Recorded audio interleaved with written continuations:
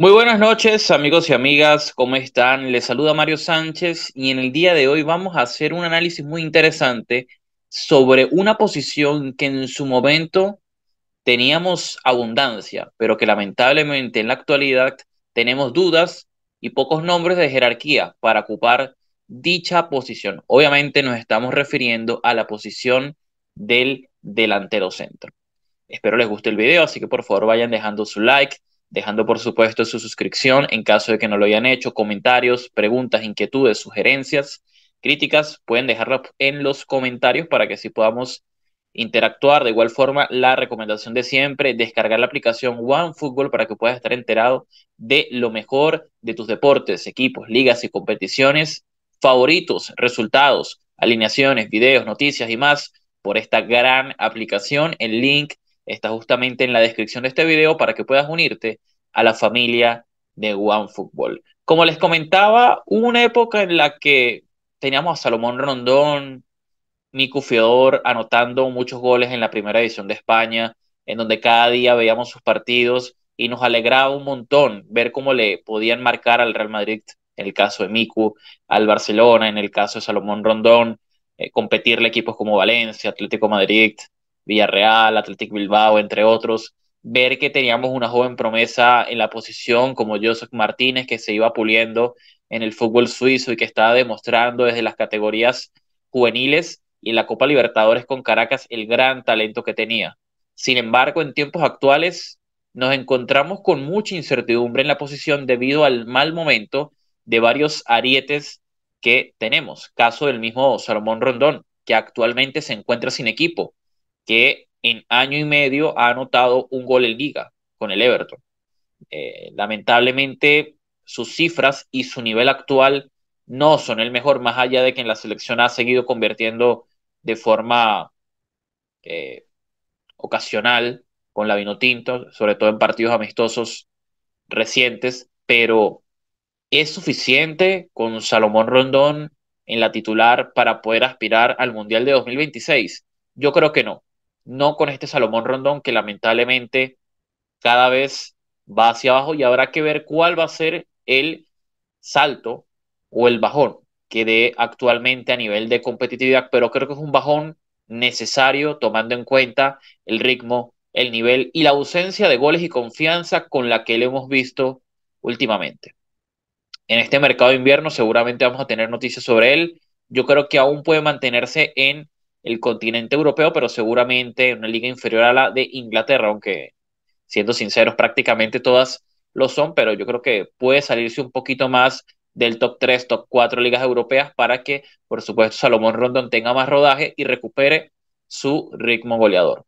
¿Qué otras opciones tenemos aparte de Salomón Rondón? Obviamente hay algunas que podemos mencionar como jugadores ya establecidos o jugadores veteranos y otros que puedan tener el potencial para reemplazarlo en su momento y ser sobre todo opciones para esas eliminatorias al Mundial de 2026 que va a dar 6 cupos y medio y que seguramente a partir de marzo o quizás junio por tarde podría estar dando inicio. Aquí vamos a dar esos nombres que podrían ser opciones. Podrían, no que pueden. Podrían porque hay algunos que vamos a enfocarnos en futuro y otros por presente.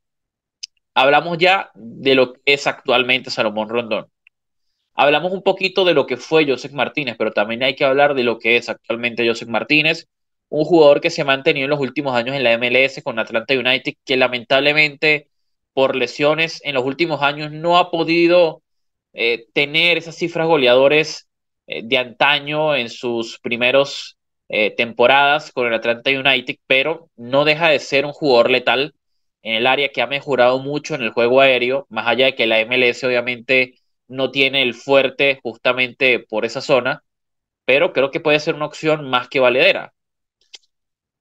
Podemos mencionar a un jugador que acaba de llegar a la selección de Venezuela, que se naturaliza venezolano un poco tarde, pero que apenas lo vimos, nos dio alegrías. 2 amistosos, 2 goles. Por supuesto, hablamos de Ernesto Torregrosa, jugador que hace bien la Serie B de Italia con el Pisa, que su ficha, muy importante este dato, aún pertenece a la Sampdoria, el equipo de Tomás Rincón, equipo que está en la Serie A de Italia, pero lamentablemente en puestos de descenso, un jugador que también ha tenido la mala suerte de lesiones continuas que no le permiten afincarse de la mejor manera posible. De hecho, actualmente está lesionado. Si se revisan el último partido del Pisa, fue titular y fue sustituido en el primer tiempo debido a una lesión. A pesar de eso, ha tenido buen torneo, ha anotado 5 goles en 13 partidos y por eso el Pisa nuevamente está compitiendo por el ascenso a la Serie A de Italia, recordando que en el torneo pasado el Pisa estuvo a un partido de ascender a la Serie A de Italia, estuvo muy cerca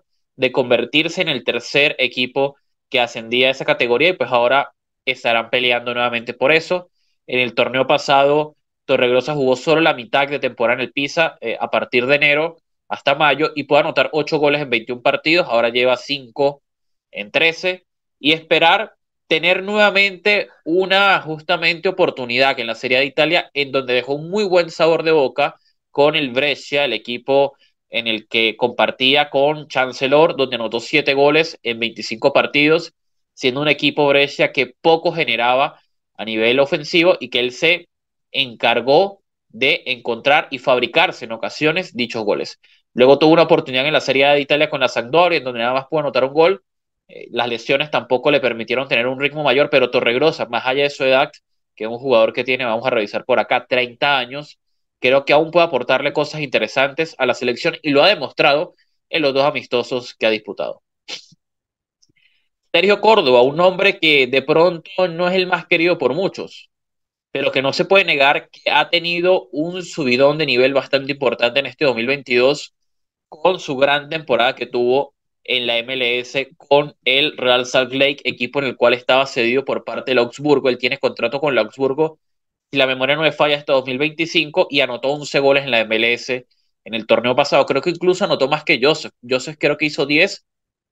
Por ahí iba la cosa, era una pelea entre quién iba a ser el venezolano con más goles en el torneo. Terminó siendo Córdoba con 11 y para este 2023 va a tener nuevo destino.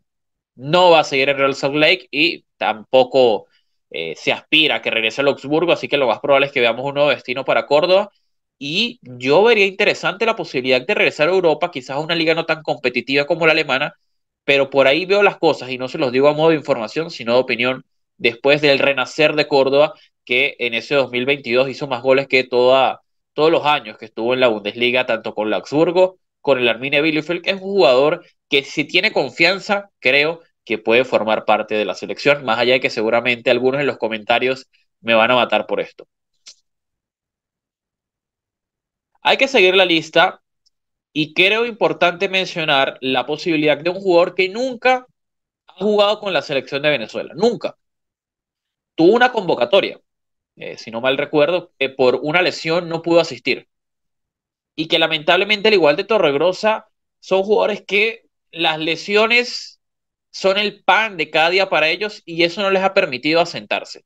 Hablo, por supuesto, del también muy criticado Alejandro Márquez, jugador del Estoril Praia, que actualmente solo ha jugado 4 partidos en la primera edición de España, 4 partidos como suplente y que sumándolos apenas llegan a 121 minutos. Ha jugado también en la Copa de Liga de Portugal, allí 4 partidos y 3 como titulares, 223 minutos y par de goles.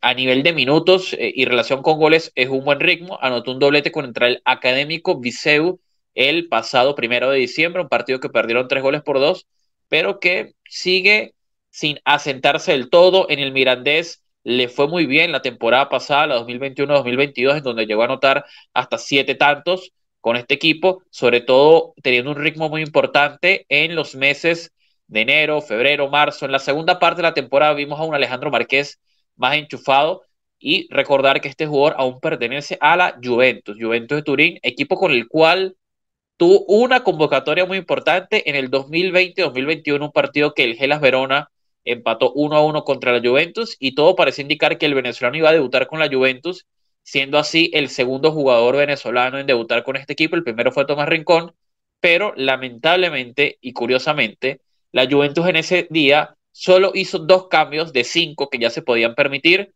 Entró McKennie, entró Di Pardo, pero Alejandro Márquez, que andaba con el dorsal 57, no debutó. En ese momento estaba Cristiano Ronaldo como titular, que por cierto anotó el único gol de la Juventus en ese partido. Yeriel de Santis. Yeriel de Santis, un jugador que nos preocupa un poquito en la actualidad porque aspiraba más sobre todo con su llegada tan precoz a la primera división de Portugal con el Boavista, pero que actualmente juega en la cuarta división de España con el Cartagena B, que hace bien la segunda de la Real Federación Española. Lleva 6 partidos, 3 goles y adivinen qué. Sí, sí, lo que están pensando, está lesionado. En el último partido que jugó con el Cartagena B, lamentablemente salió lesionado. Fue un partido contra el Mancha Real, si no me equivoco, 11 de diciembre. Vamos a revisar por acá la ficha del partido si la encontramos. Efectivamente, Yerelda Santi salió al minuto 52 contra Mancha Real, 11 de diciembre. A partir de ahí no ha tenido más acción. En la primera edición de Portugal llegó a disputar 19 partidos. Anotó un par de goles contra el Tondela, contra Paços de Ferreira, un jugador joven todavía, año 2002, tiene 20 años, pero que esperemos deje de jugar en estas categorías tan bajas como la cuarta. Entiendo que hay una motivación extra de pertenecer al primer equipo de Cartagena, que hace bien la segunda división de España, que obviamente es una liga mucho más atractiva, pero ojalá esto sea algo ocasional. Más que ocasional, algo que nada más se dé en este 2022-2023. Vamos a hablar también de par de delanteros de la selección sub-20 que me parece que tienen un potencial importante. El jugador de Mineros de Guayana, que anotó, si no me equivoco, 5 goles en el torneo pasado de la primera división de Venezuela y que fue transferido a Boston River, equipo que dirige Daniel Farías en la primera división de Uruguay. Van a jugar Copa Libertadores contra Zamora. Va a estar en el Sudamericano Sub-20. Ojito con Kevin Kelsey, que tiene un biotipo más que interesante. Y hablando de biotipos, tenemos que incluir también al otro delantero de la Sub-20, José Riascos, que ya se vive en el extranjero, que ya juega en Estados Unidos con el filial del Philadelphia Union, equipo que hace bien en la MLS Next Pro. No tuvo su mejor campaña, José Riasco, hay que decirlo. A nivel de cuota goleadora fue bastante baja, tomando en cuenta que estaba jugando en la MLS Next Pro, que no es el torneo más competitivo del mundo. Yo esperaba en principio más de él, 3 goles en 16 partidos, pero estoy seguro que para la próxima temporada, para el 2023, lo va a hacer mejor. Un jugador sumamente joven, 2 de febrero del 2004, 18 años, es un chamito que anotó 5 goles con el Deportivo La Guaira en 2021 y que estoy seguro en el 2023 va a tener mucho más protagonismo con el filial y, por qué no, una convocatoria al primer equipo. Cerrando aquí con los sub-20, vamos con otros jugadores veteranos, como Yonder Cádiz, que por cierto el día de hoy anotó gol con el Famalicão, le anotó a Chávez, el equipo portugués, Chávez con S, no Chávez con Z, y volvió a ritmo goleador, un jugador que ha estado bastantes años en la liga portuguesa con distintos equipos, recordando que llegó al principio con el União de Madeira, en donde en su momento jugaba Reni Vega, jugaba Carlos Manuel Gouveia, jugaba el mismo Eder Farías, Brenner da Silva y Yonder Cádiz para hacer una, una banda venezolana muy interesante con 5 jugadores. Estuvo en el Moreirense también, Nacional de Madeira, estuvo en el fútbol francés, donde incluso le llegó a anotar un golazo al Paris Saint-Germain. Recientemente lo vimos en la MLS sin mucha suerte con el Nashville. Y en el Famalicão, poco a poco, va activándose, aunque todavía su cuota goleadora no es la mejor. Fernando Aristigueta, hay que incluirlo, un jugador que es frecuente en las convocatorias cuando está sano. Una lesión a mediados de junio, mediados de mayo, lamentablemente una fractura, si no me equivoco, de pierna, le perjudicó el segundo semestre con Puebla. Todavía tiene contrato con ese equipo y se espera que pueda estar a inicio de torneo para retomar con dicho club y, por qué no, regresar a la selección.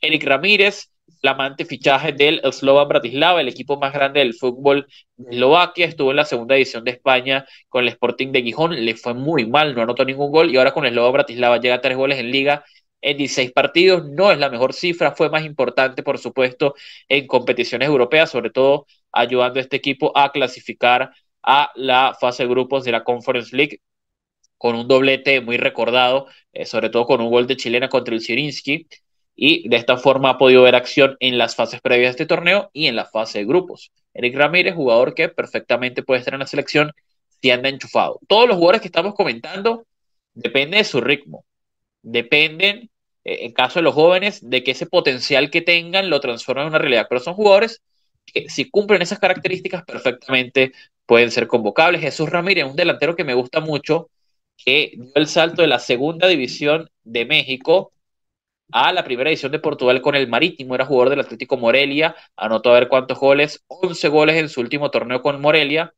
y eso le valió irse al fútbol portugués con el Marítimo, 316 minutos, 11 partidos, 3 como titulares, 8 como suplentes, y le anotó el Paços de Ferreira el 28 de octubre. Ha visto también acción en la Taca de Liga y en la Taca de Portugal, son 2 torneos distintos de Copa, y esperemos que pronto pueda tratar de adueñarse la titularidad a base y a punta de goles que no solo le servirían para ser titular allí, sino también para tener una oportunidad, tocar la puerta de la selección en donde nunca ha tenido una oportunidad. Giovanni Bolívar, el mejor delantero venezolano del fútbol venezolano, debe estar en la órbita de la selección nacional sin duda. A ver, ¿cuántos goles hizo Giovanni Bolívar en la selección, perdón, con el Deportivo La Guaira? Recordemos que él tiene la ventaja de que es joven, tiene 21 años, pero que ya tuvo una experiencia en el extranjero. Anotó 18 goles el año pasado, una cifra exorbitante, peleando entre los máximos goleadores del torneo junto a Kevin Viveros y Juan Camilo Zapata. Tuvo una etapa en la USL Championship con el Loudoun United, que es el filial del DC United, en donde anotó 6 goles e incluso tuvo 6 convocatorias con el primer equipo del DC United, pero nunca pudo debutar. En ese momento ficharon a Guanchope Ávila y eso le cerró las puertas al joven Giovanni Bolívar, que por qué no en 2023 pueda tener una oportunidad en el extranjero y por qué no llegar a la selección nacional de Venezuela en ese partido contra Guatemala, que va a ser en enero. Yo creo que él puede ser una de las fichas interesantes de una selección que nunca le ha dado la oportunidad de estar. Y por último, cerramos el número 15 con Jesús Hernández, jugador del Envigado Fútbol Club, que por cierto, por acá incluso podemos ver la camisa de Jesús Hernández con Envigado y con su firma por ahí, jugador que anotó 14 goles en un año con el Envigado y que ya no va a continuar en el club. Junior de Barranquilla estaba muy interesado en el jugador, parecía que todo estaba listo, pero todo parece indicar que ya Jesús Hernández no va a jugar en Junior y habrá que seguir esperando cuál pueda ser el futuro de este jugador que hizo las cosas muy bien en el fútbol colombiano, siendo una de las gratas revelaciones del torneo. Jesús Hernández, jugador que si está enchufado, merece la oportunidad de estar en la selección, un goleador histórico, sobre todo en su etapa con el Deportivo Lara, que esperemos pueda seguir teniendo oportunidades en el extranjero. Ya jugó en Chile en un par de equipos, Iquique, Audax Italiano, y también tuvo una oportunidad en el fútbol portugués en su debido momento con el Belenenses, equipo que lamentablemente ha bajado mucho en el fútbol portugués. 15 delanteros, 15 opciones, veteranos, jóvenes, con experiencia en Europa, sin experiencia en Europa, con experiencia en selección, sin experiencia en selección. Pero ahí están las opciones, dependiendo obviamente del ritmo y calidad que puedan seguir demostrando a lo largo de los próximos torneos para, por qué no, ser tomados en cuenta por José Néstor Peckerman en la selección absoluta de Venezuela. Espero les haya gustado el video. Pueden dejar comentarios de qué otro delantero les parezca que pueda tener el potencial para afrontar las próximas eliminatorias y ver qué termina pasando con la Vinotinto. No olviden darle like, suscribirse al canal de YouTube, dejar sus comentarios. Nos vemos pronto. Hasta luego.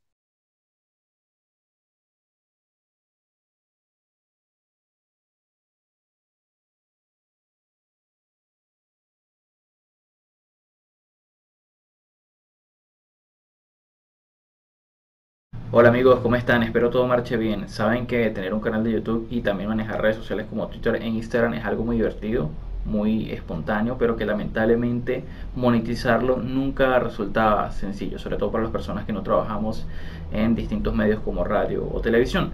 Es por eso que he decidido dejar acá justamente diversos medios de pago para las personas que quieran en su voluntad, sin ningún tipo de obligación, hacer alguna colaboración justamente para el mantenimiento y financiación de este canal y mis redes sociales. Sin más nada que decir, hasta luego y que tengan bonito día.